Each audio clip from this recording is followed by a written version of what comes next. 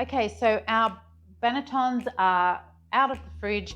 It's the next day. They've been proving overnight for 24 hours and they've really risen once they've gone into the fridge, because that slow ferment doesn't stop it from rising. It just really just slows it down. So now we're ready to see if our dough is ready to go in the oven or not.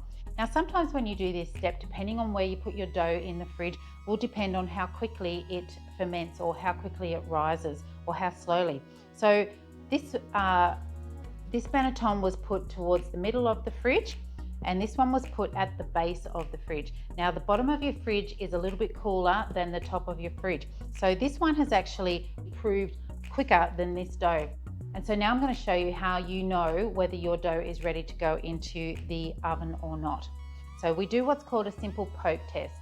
So when I talk about doing a poke test, it's just touching the dough to see if it is ready to go in the oven by seeing how it springs back. So just wherever you're going to poke your dough, just put the slightest, tiniest little bit of flour, because we don't want our finger sticking to the dough.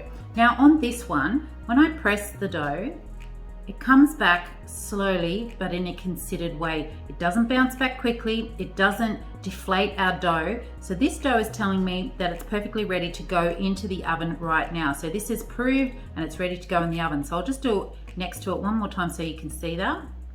So it springs back nice and slowly. It doesn't bounce back really quickly and it doesn't deflate our dough once we put our finger in it. Now this dough on the other hand, which was at the bottom of our fridge, so it's a little bit cooler down there and it's not quite there yet. When I press on this one, it bounces back quite a lot quicker. So this one's not quite ready, and maybe all it needs is just a half an hour for it to get to the same point as this one, but this one still has a little bit of time. See how it really bounces back quickly when I touch it there? Now, so all I need to do is just pop the lid back on this one and just leave it out for another 10-15 minutes, but I'm ready to pop this one into the oven.